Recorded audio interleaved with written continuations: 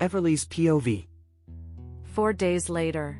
We held the funerals yesterday, and today I couldn't cope with work, so I started the mural at the homeless shelter.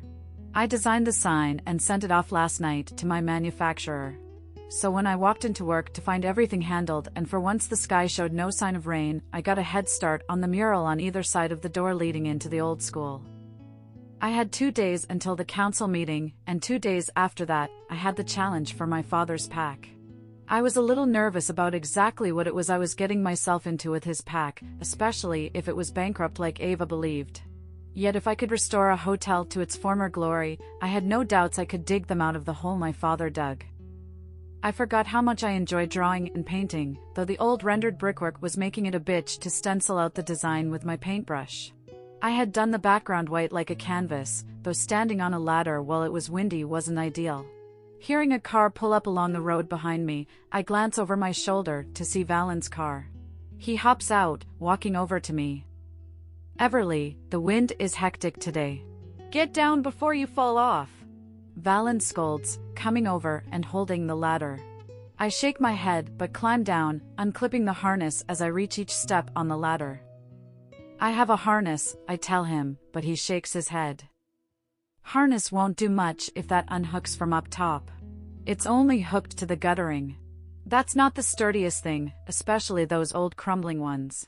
It would be best if you had told me you were doing such a gigantic mural. I would have had a cherry picker brought over." "Don't use the ladder." "I will get one sent over tomorrow," Valen scolds, and I shake my head. He had a point, though, and the site supervisor also gave me a lecture about the same thing, making me wonder if he called Valen. "The site supervisor called you, didn't he?" I tell Valen, and he smirks. "Of course," he says, and I roll my eyes. "I thought you had your meeting today with your father over pack business?" His eyes darken slightly, and he sighs. "I sent my accountant instead," he says, while bending down to help pick up my supplies. I pack them into a box and put them in the cleaning closet just inside the school doors. "You can't just avoid your father," I tell him, following him out to his car. "Unless it has something to do about Valerian, I don't want to hear it," Valen growls, opening the driver's door. "Valen, he is your father, and he is a wonderful dad," I tell him. "He lied to me," Valen states. I sigh, climbing into the car. "Your mother wouldn't want you to toss your father away. He fucked up, but he is trying to make up for it. The petition got pushed through by him. He drops everything he is doing whenever we need his help with Valerian." I tell him, and he starts the car, nodding his head. We head to school to pick Valerian up.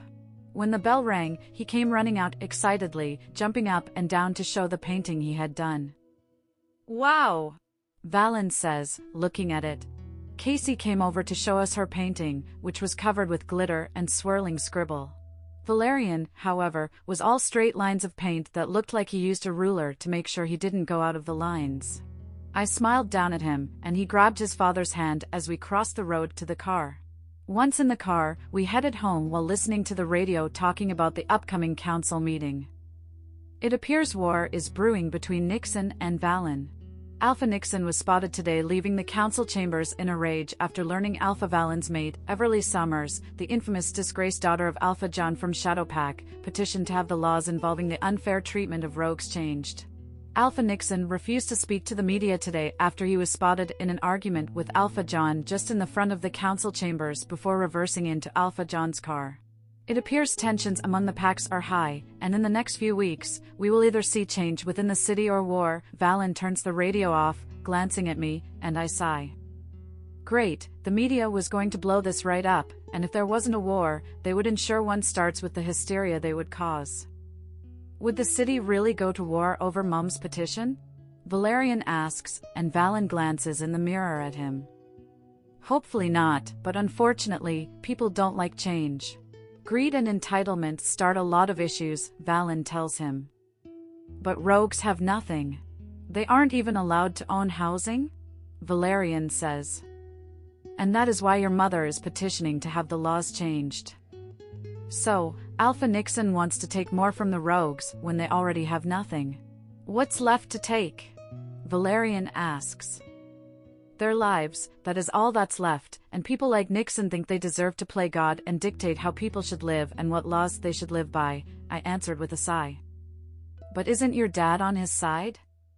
He is on the wrong side, I agreed. Does that upset you?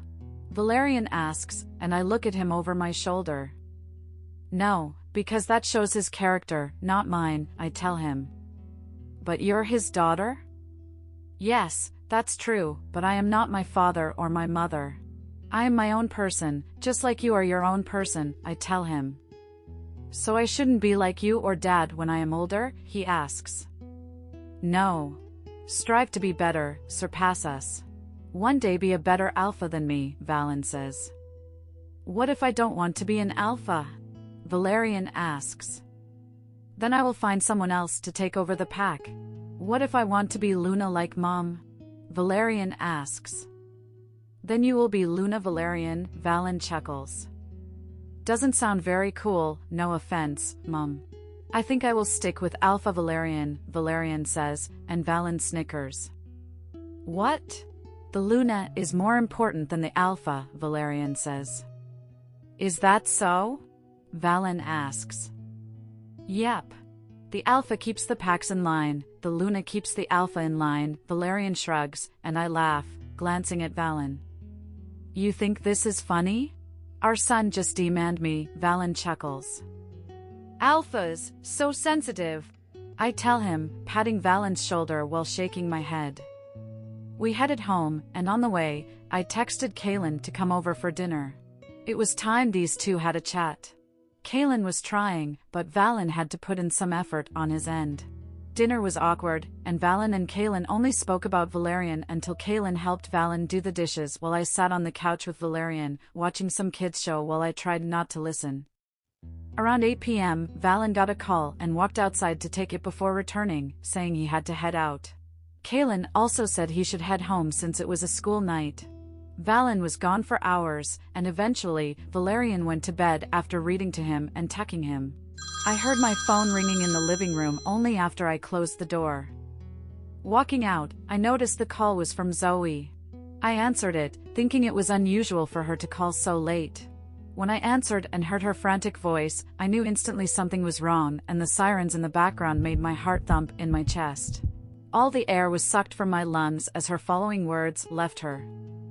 Everly, she sobbed into the phone. Zoe? What is it? Can you hear me? She asked. Zoe? It's gone, Everly. It's gone. She sobbed into the phone. What's gone? The hotel. It spread so fast. You need to get here. She cried before the phone cut out. I tried calling her number again, but all I got was her voicemail. I instantly called Valen's number. Valen's POV. I stood awkwardly in the elevator with my father. So, where are you heading off to? He asked. Thanks to Everly, it was bad enough that I had to sit through an awkward dinner.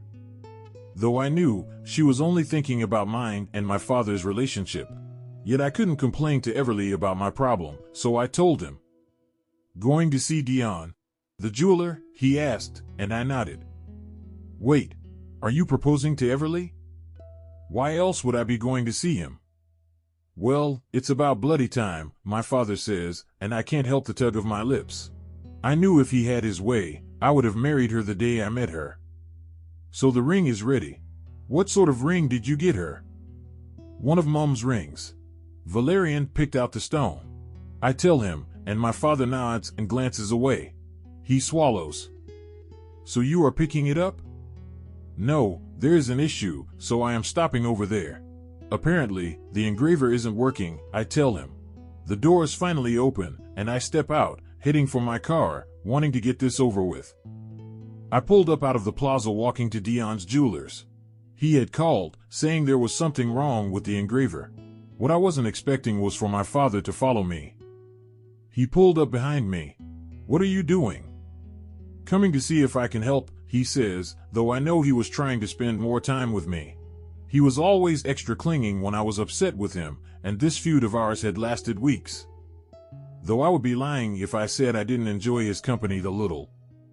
We walked to the jeweler's and knocked on the door. Dion comes over and unlocks it, locking it behind us, and we follow him out to the back of his store.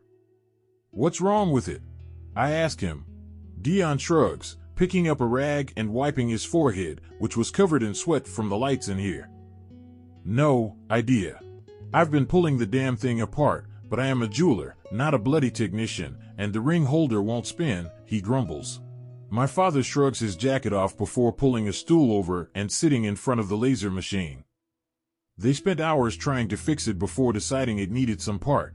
Dion then spent a few hours on eBay and various sites trying to find the part for the specific engraver he had, only to tell me shipment would take another 2 weeks on top of the time it would take for the stone to arrive. What is with shipment these days? I growl. I was already impatient to get the ring back, let alone now adding more time. Dion shrugs apologetically. I sigh, knowing it isn't his fault when my father speaks. "I can go pick it up," he offers. "It's a 4-day drive," I tell him, and he shrugs. "Better than waiting." "When does the stone arrive?" he asks Dion. "Hopefully, next week. They were able to ship it off on the next flight, so it's arriving early," Dion says. "Well, at least something good came of this." "It's settled then. I will go pick up the part and bring it back here, and you should have your ring earlier than expected," my father tells me. He looks down at Dion's computer, and Dion fills out something about picking it up. My father then jots down the address on a piece of paper. Leaving, my father followed me out, and we walked back to the car. "You didn't have to pick it up. I know you are only sucking up," I tell him. "Is it working?" he chuckled.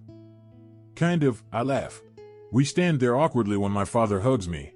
After I stood there for a second, I wrapped my arms around him. "I miss you, son," he says, his voice cracking. I rub his back before he lets go and nods, racing to his car. He leaves before I get in my car. The moment I did, the mind link opened up, and Marcus' voice was in my head. "Hey. What's up? You need to get to Mountain View Hotel." "Why?"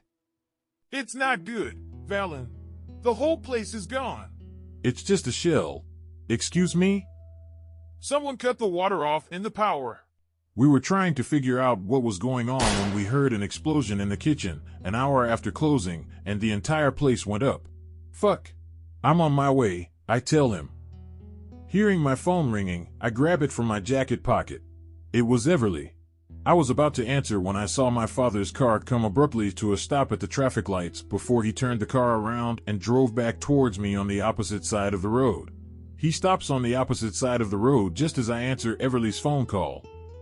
She was sobbing hysterically, and I told her I was on my way there when she said she was trying to get a hold of my father. "He is with me. We are on our way," I tell her before hanging up. Dad winds his window down, and I do the same.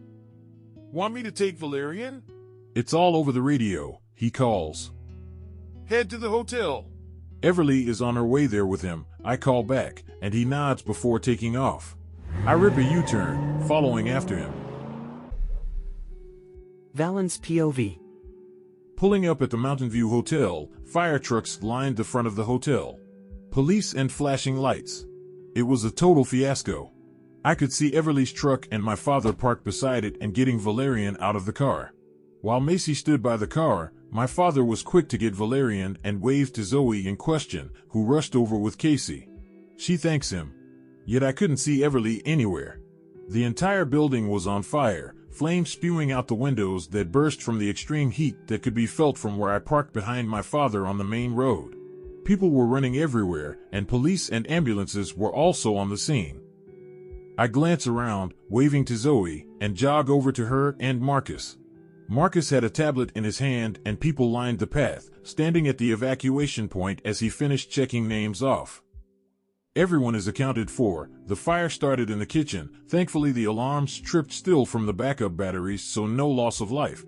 Marcus tells me, and I noticed the tablet was a list of who was in the hotel and where everyone checked off and accounted for but one. Ava was handing out bottled water and checking those Marcus marked off.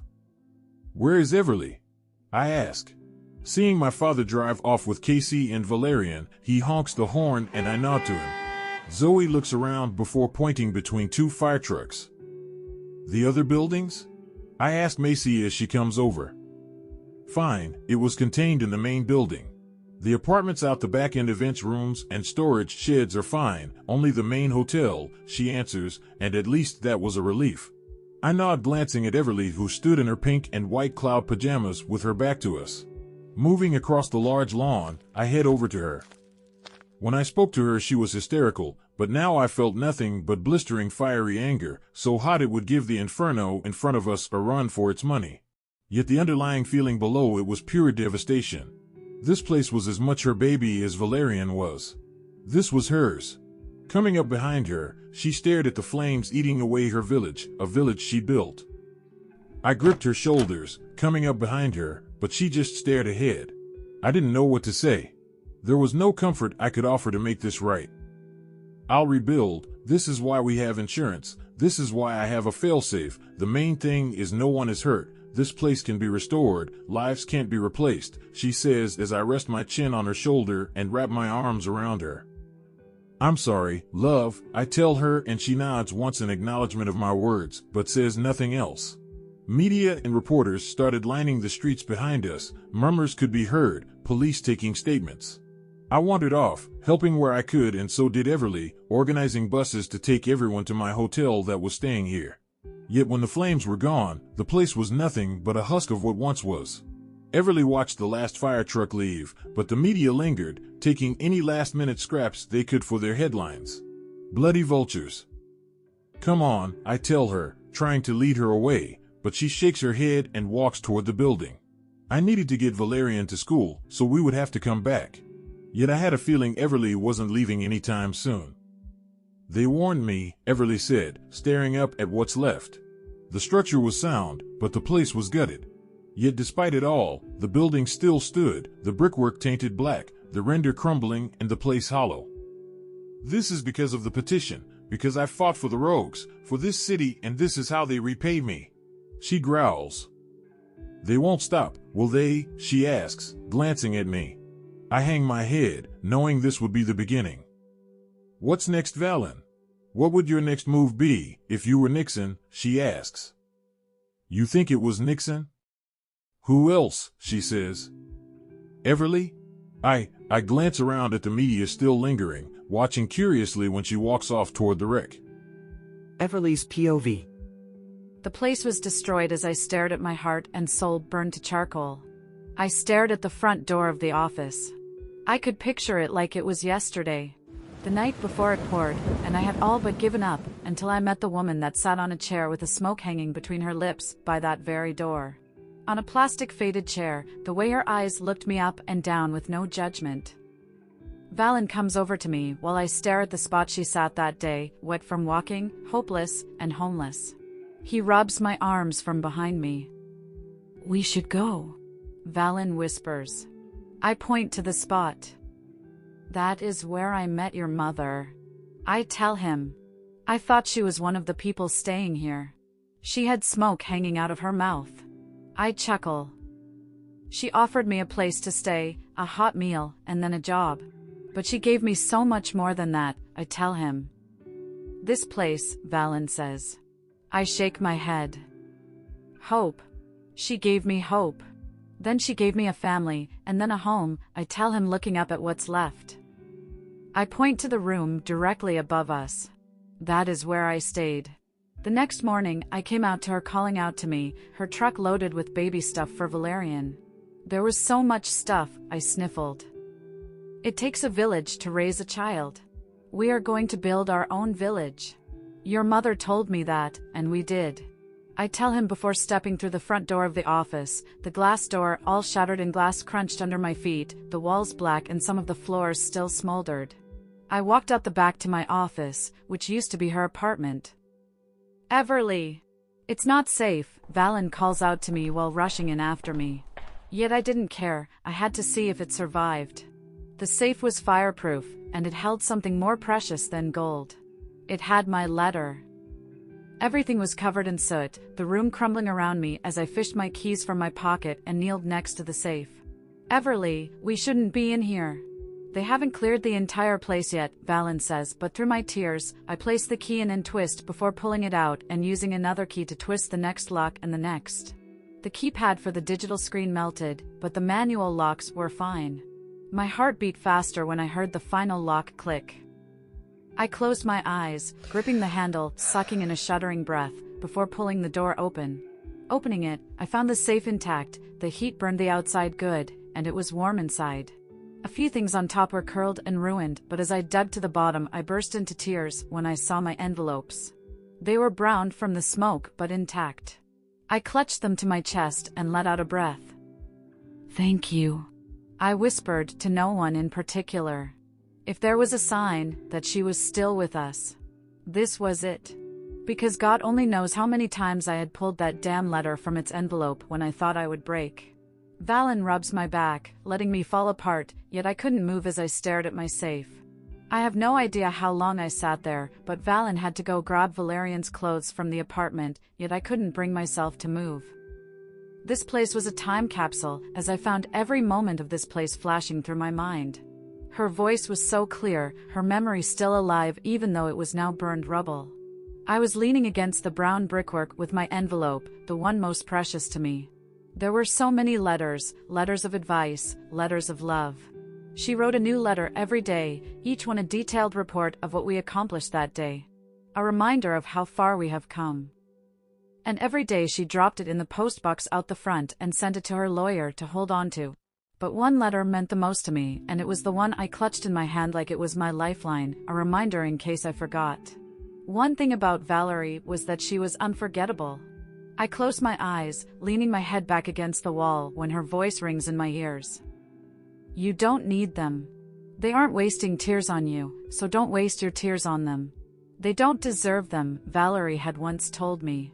Her voice was on replay and I savored the sound of the memories she imprinted on me, and it only made me angry that someone would try to take that memory from me, from the rogues. "They burned my village and I will burn this city to the ground. I burn, they will burn with me. Hold on to that anger, because sometimes it is the only thing that will keep you going," Valerie had also told me. And I let it fester, needing something to keep going when I heard the crunch of somebody walking into the place. I wipe my tears but sigh when I realize it is only Valen. He crouches in front of me, tipping my chin up to meet his gaze. "Where's my girl gone?" he whispers, his eyes searching my face. "Sitting in the wreck of her village," I tell him. "This is not my girl. My girl is Aluna, and chief to her village. My village is gone," I tell him. "What happened to you will rebuild." I sighed. I wanted to punch something, scream and fight, yet at the same time I wanted to curl into a ball and die with this place. But he was right. I had a city to burn and I couldn't do that here, feeling sorry for myself. I nod and he stands and I open the letter, reading the letter. The one thing that kept me going time and time again. Valen stands back but remains quiet as I skimmed the page. Valerie's words were unmarred and untainted as I stared at them. "What's that?" Valen asks. "A reminder," I tell him. Leaning forward, I grab the others from where they sat and hand them to him. He looks at the hundreds of envelopes.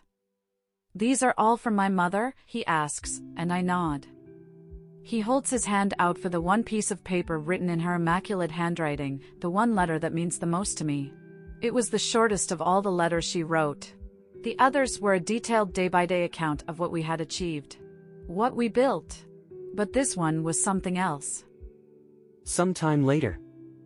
"Just in case no one has told you today. You will never do it.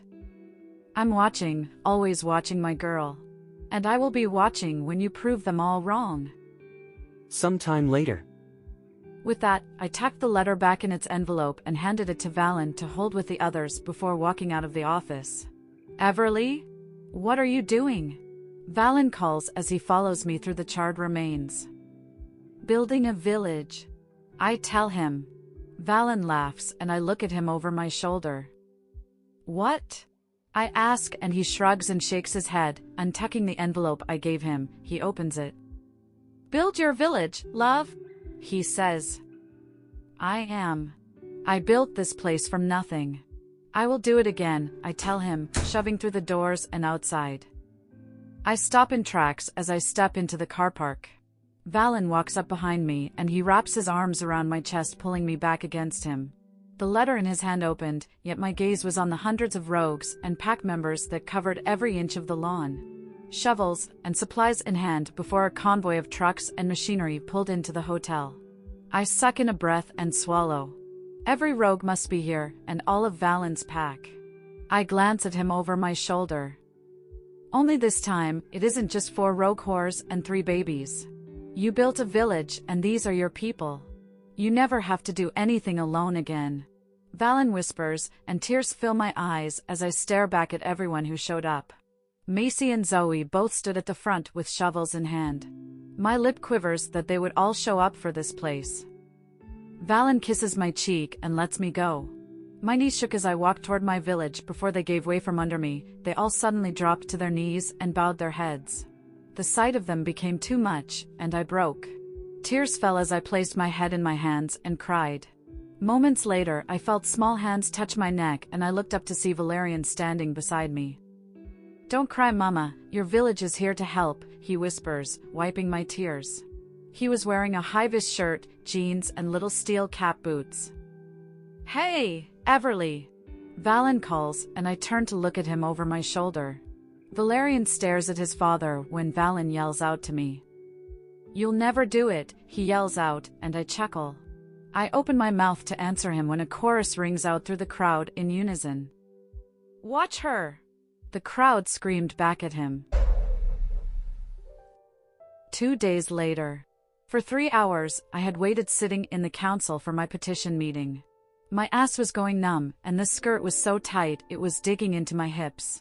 The cooling in here sucked too, and was making me feel queasy, and when I saw Alpha Nixon walk out of the chambers with a smug smile on his face, my mood soured even more. I stood up, placing my folder on my seat, and moved toward him. My appointment was 3 hours ago.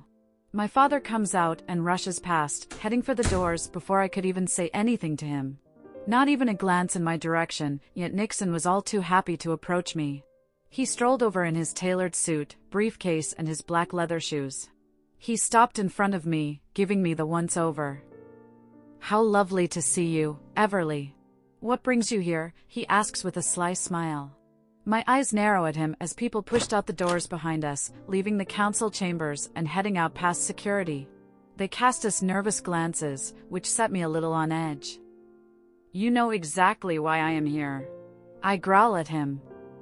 "Oh, nobody told you?" he asks, smiling wickedly. He glances at the receptionist. My brows furrow in confusion at his words.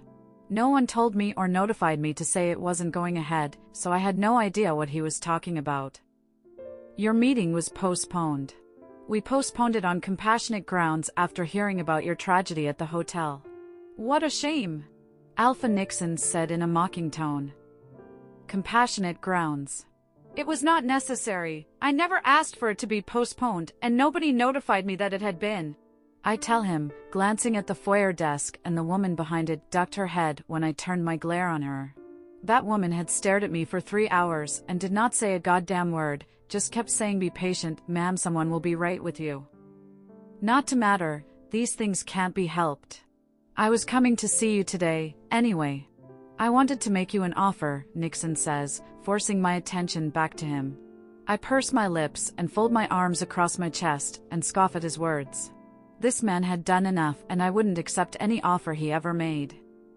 "How much for what is left of that dump?" he asks. "It isn't for sale, and if it was, you would never be able to afford it," I tell him. "Now, don't be rash, Everly. That place is rubble and soot, holds no value." "Then what do you want with it if it holds no value?" "I know exactly what that land is worth and what it will be worth once I rebuild. Though I should say thank you for burning to the ground." "I have no idea what you are talking about," he says, fiddling with his cufflinks. "Sure you don't, but thank you," I smile. "And why is that?" Nixon chuckles arrogantly, and I lean closer to whisper to him. "Because I just realized how much larger my pack is. You know numbers. That's all you alphas care about, the number of members you have, warriors. Well, I outnumber every pack here, so Alpha, I suggest you fall in line before I make you my Omega bitch, I tell him. You are asking for war, Everly. How will your father feel going to war against his own daughter? That is where you are wrong, Alpha Nixon. In 2 days' time, I will own his pack. Be wise to check your alliances because I will own you too, I sneer at him and Nixon laughs. I am the mayor of this city, or have you forgotten, I am not going anywhere Everly, I run this city, you are merely a rogue horde that trapped in Alpha, don't you read the headlines, he chuckles. Savor your time as Mayor Nixon because you won't be the city mayor for much longer, I tell him, leaning down and grabbing my handbag and folder. And why do you think that, he asks I shrug. Reputation is everything in this city Nixon.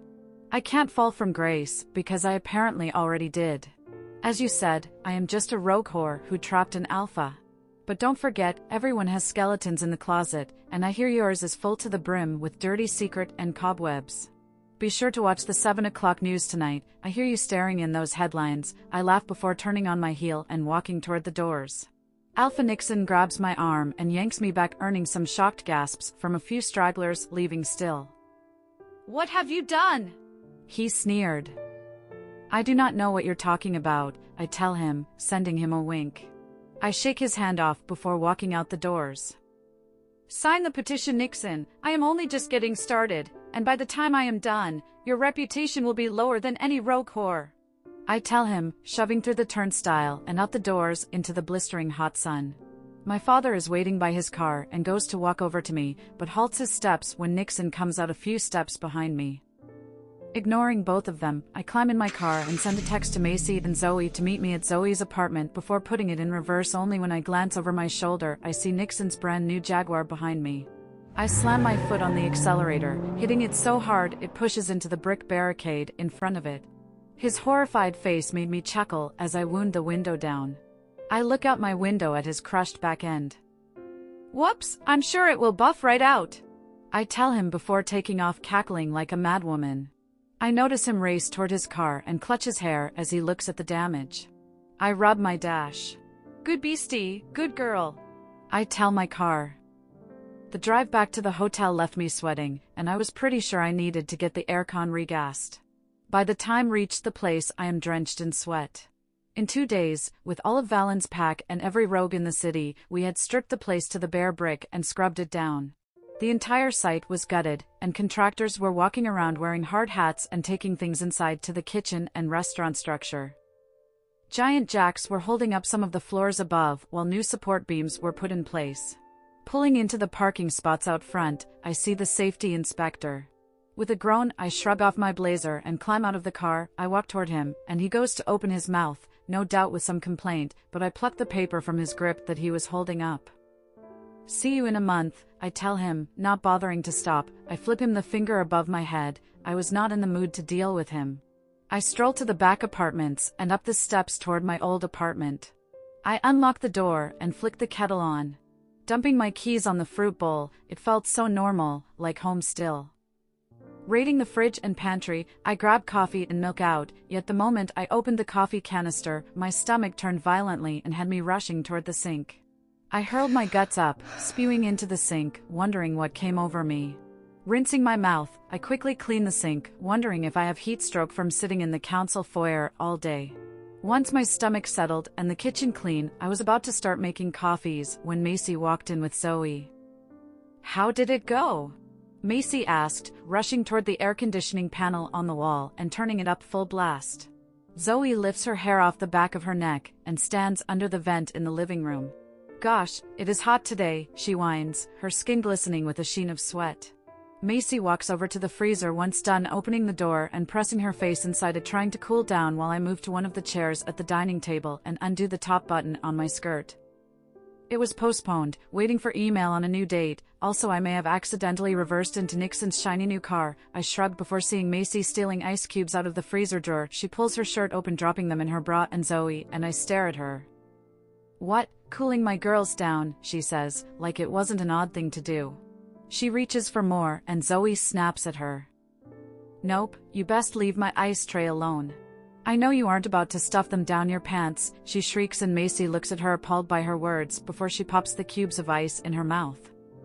Not all of us are like you, Miss Hotbox, stuffing frozen vegetables in your pants. Zoe glares at me accusingly for telling Macy, and I giggle. Macy starts making coffee and I tell them about my interaction with Nixon, but when Macy sets the mug in front of me, I grab it and take a sip before my stomach turns again and I am rushing for the sink. Coffee comes out of my nose and mouth as I spew. Gagging on the taste, I quickly rinse my mouth and wet my face, trying to cool down. Once I feel slightly better, I stand up and turn to find them both staring at me. What, your bloody milk must be off, I tell them. Wait, you were in heat, right? Weeks ago, I tell them, shaking my head and grabbing a Pepsi out of the fridge. I swallow it down to rid the rancid taste from my mouth. Macy clears her throat awkwardly and I glance at her. What? $100, says you're knocked up. Nope, we used. I stopped. Did we use protection? She is up the duff, Zoe exclaims and slaps Macy's waiting hand. No, I couldn't be, my heat came and went. In a day. I look at Zoe horrified. How long does a heat last? 3 or 4 days, give or take, and from memory, yours lasted a night? Not that I am heat cycling you or anything, she says innocently. See, all the proof right there, you as preggers, means either he knocked you first dive into your coochie or nothing, you're definitely pregnant, Macy laughs. I can't be pregnant. I have the challenge in 2 days. I snap at them, horrified. They glance between each other nervously. Shit. I have tests we can check. Maybe your dad will postpone on compassionate grounds for the hotel, Macy offers, while Zoe rushes off toward the bathroom. Macy eyes her suspiciously when she comes out with 4 different pregnancy tests she returns with. Why have you got half the chemistry tests? She asks. No reason, she says, shoving them in my hands. Wait, are you and Marcus trying to have another crotch goblin? Macy asks excitedly. No, just in case, Zoe says. And Macy pouts, fine, at least I get to be this one's cool auntie, Macy says, rubbing my belly like I am a Buddha and she can rub some good luck out of it. Please be triplets, or quadruplets, a whole damn litter, she whispers. I slap her hand away. I am not pregnant, I tell her, and she folds her arms. Well, one way to find out. I stalk off to the bathroom. Minutes tick by while I wait for the digital screen to light up and the other 3 that I took as a precaution. Chewing my lips, I glare at them, willing them to be negative and cross my fingers and toes, praying to the moon goddess I'm not. I can't afford to be. I have a hotel to rebuild, a war brewing, a challenge, and a Valerian. Yet as the screen lit up and the timer beeped, I nearly dived into the sink basin where the tests were perched. I grabbed them, examining them. Wrong. Wrong. Wrong. I cry when I hear a knock before the girls barge their way into the small bathroom as I fling the 3rd one back, hitting Macy in the head with it. She cringes, but catches it. You jinxed me. Unjinx me. Now. I demand as she reads the test before fist pumping the air in victory and bouncing on her feet. I'm gonna be an auntie, again. You owe me, shit. I forgot to tell you the bet, she curses. Yet all I could think about was what fucked up timing this was as I sank onto the edge of toilet and put my head in my hands. Come on, Evie. It's not the end of the world. You won't be alone this time, and Valen is great with Valerian and... Zoe says, but her words don't help, so I drown her out as memories of my last pregnancy flood me, and what the hell was I going to do about the challenge?